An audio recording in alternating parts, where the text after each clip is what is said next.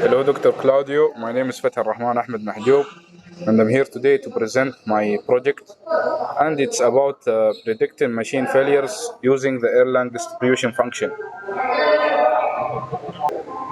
So, my objectives for this project is to create a predictive maintenance model for machinery and simulate the time between failures using the Erlang distribution and real-world operating data. I compare the predicted values and the real-world values. So now let me introduce you to my project. So with predictive maintenance is essential in industrial systems because it reduces unplanned downtime and increases productivity. The Erlang distribution is a specific form of the gamma distribution. It's used in this research to describe time between failures, or TBF, utilizing sensor data from machinery. So for my project, I used around 1,000 observations of machine operations. And of course, I used some information about the machines, key fields key fields. So I included the air temperature, and it was in Kelvin, and rotation speed, or RPM, and the torque Q, and of course tool wear, and machine failures. Of course, I binary, it's 0 or 1. 0 is for non-failing, and 1 is for the failing. So this is my whole data I used for my project. It's 1,000 exactly, and I also have like 3 type of machine. The first one we have is a low power machine. Second one is medium power machine, and the last one is high power machine. As you see here, I have like 5 sheets. I separate them, each one of them. This is for the high power machine, and this is for the medium, and this is for the low power machine. And in the last sheet, here I combined all the failures and make up some values for them, its own values like mean, decay parameter or lambda, and standard deviation and variance. And then I predicted all of them, and I made it some charts by histograms, line charts. Of course, during my project, I studied how the machines act, and I noticed that there were no failures from high power machine, or H. And I also noticed that when failing, torque Q is more than 45, and tool wear is more than 210, and process temperature or air temperature is more than 310. It's of course not all of them, but it's like the most of them. That's what I noticed in my project and in my data. So now here I'll show you the data that I used. Like how you see for the mean, I use this formula, decay parameter, that's it, and standard deviation, like how you see it. And last one is the variance. Okay. For my low and medium and high data, I added some more values like outliers, minimum, maximum range, first quarter, third quarter, and IQR.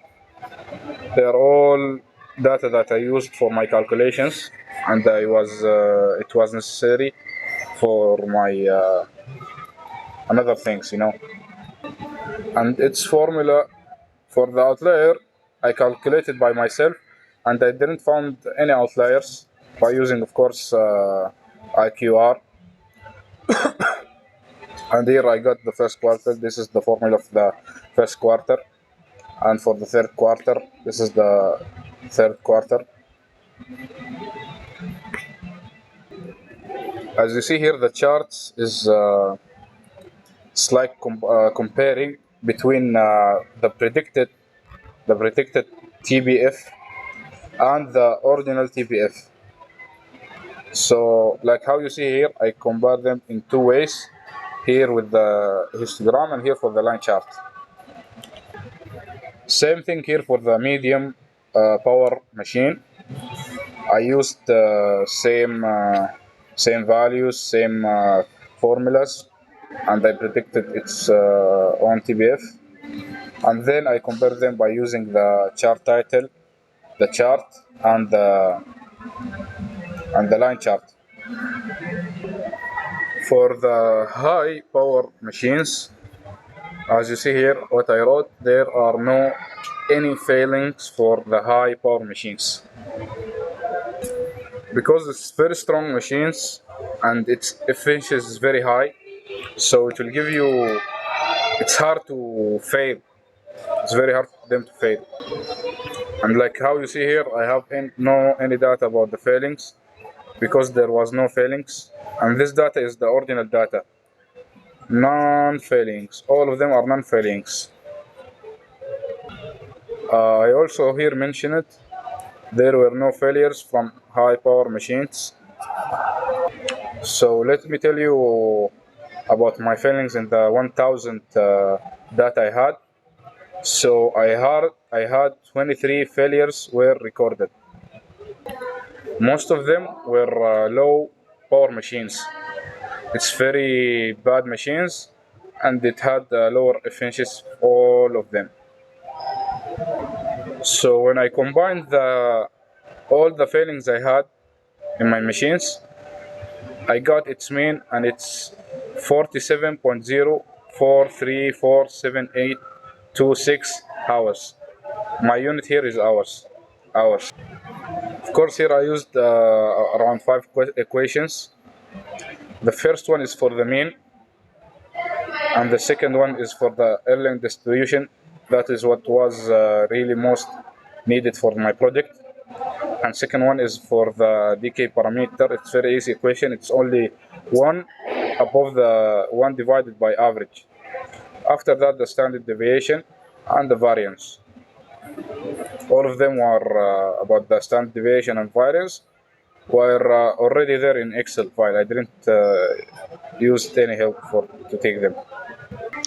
Okay, for my prediction and scheduling, we use the fitted Erlang model to predict failures properties. And prediction assist set optimal maintenance intervals, ideally right before the failure probability spikes. For the visualization, plotted predicted versus observed failures intervals. Using line graphs, then use pivot tables to examine how parameters like tool wear and torque relate to failure probability. And for my succession, of course, I succeed to make it better efficiency for my machines. First, I succeed that tool wear and torque are strong indicators of failure risk. So you should use better materials in it. Try to make the efficiency more higher. Then second, for my mean of the time between failures equal 40 hours success, maintenance every 35 to 38 hours could reduce breakdowns. Can make it lower breakdowns. It can help very much. And in last pivot tables showed the higher failure rates in machine with high torque and wear. So when you have more efficiency, like in the high power machines, you can make the failure lesser than before. Finally, this project successfully used the Erlang distribution to model and predict machine failures, enabling more informed and efficient maintenance planning. The result is a data-driven strategy that can help minimize costly downtime and optimize resource use. So as you see here, Doctor, I already used the Erlang distribution to find my predicted TBF here and also here. Also, I found here the charts,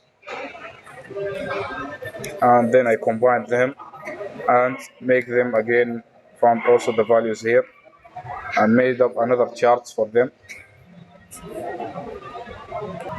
And that's it. Thank you, doctor.